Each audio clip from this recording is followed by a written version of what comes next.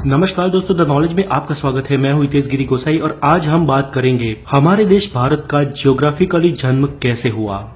आज से करीब 20 करोड़ साल पहले हमारी धरती पर आज के दिखने वाले डिवाइडेड कॉन्टिनेंट्स नहीं थे।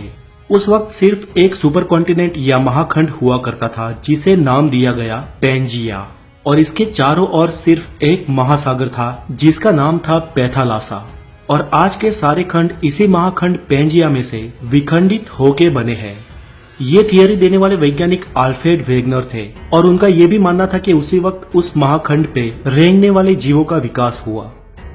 दोस्तों, पृथ्वी के गर्भ में लगातार प्लेट्स खिसकती रहती है जिसके चलते धरती पर निरंतर बदलाव होते रहते हैं, लेकिन ये बदलाव लाखों या करोड़ों सालों बाद दिखाई देते हैं और इन्हीं बदलावों के चलते आज के ये दिखने वाले कॉन्टिनेंट्स का जन्म हुआ और उनके साथ ही हमारे देश भारत का भी।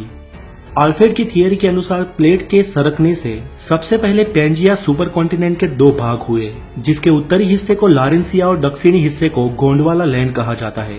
और इन दोनों के डिवाइड होने के बाद जो बीच में महासागर का पानी भरा और एक खाड़ी का निर्माण हुआ, उसे वैज्ञानिकों ने टेथिस सागर नाम दिया। पैंजिया में से अलग हुए उत्तरी महाद्वीप लारेंसिया में से आज के एशिया, यूरोप और उत्तर अमेरिका जैसे कॉन्टिनेंट्स बने, जबकि गोंडवाना लैंड में से दक्षिण अमेरिका, अफ्रीका, ऑस्ट्रेलिया और एंटार्क्टिका जैसे कॉन्टिनेंट्स बने।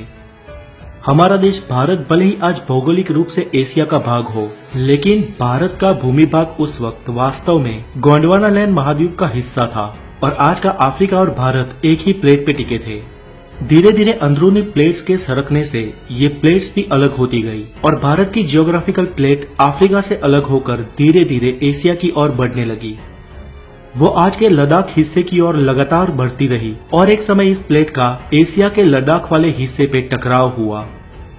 दोस्तों, भूगर्भ में जब दो प्लेट्स का टकराव होता है तो भारी प्लेट नीचे की ओर सरक जाती है और हल्की प्लेट ऊपर उठ जाती है। उस वक्त भी ऐसा ही हुआ और आज के हिमालय का निर्माण हुआ। ऐसा कोई कम समय में नहीं हुआ, ऐसा होने में करोड़ों साल लग गए और आज की इस भौगोलिक भूमि का निर्माण हुआ। दोस्तों, आज भारत सिर्फ एक ही टेक्टोनिक प्लेट पे टिका है और लगातार ये भारत की भारी प्लेट हिमालय की ओर दब रही है और हिमालय दिन ब दिन ऊपर उठ रहा है। इसके साथ ही हिमालय के सारे पर्वतों की और माउंट एवरेस्ट की हाइट भी साल दर साल बढ़ रही है। दोस्तों, इस थियरी को सिद्ध करने के लिए अल्फ्रेड ने ये भी कहा कि आज के दिखने वाले सारे कॉन्टिनेंट एक दूसरे में फिट होते हैं और आज अगर किसी तरह इन सबको एक किया जाए तो फिर से पैंजिया सुपर कॉन्टिनेंट का निर्माण हो सकता है। चलिए, ये तो एक संयोग भी हो सकता है, लेकिन अल्फ्रेड ने अलग अलग विस्तार में जाके उस महाखंडों की जीव सृष्टि का और प्राचीन खड़कों के अवशेषों का अवलोकन किया तो ये मालूम हुआ कि विविध अवशेष अलग अलग खंड में एक समान ही थे।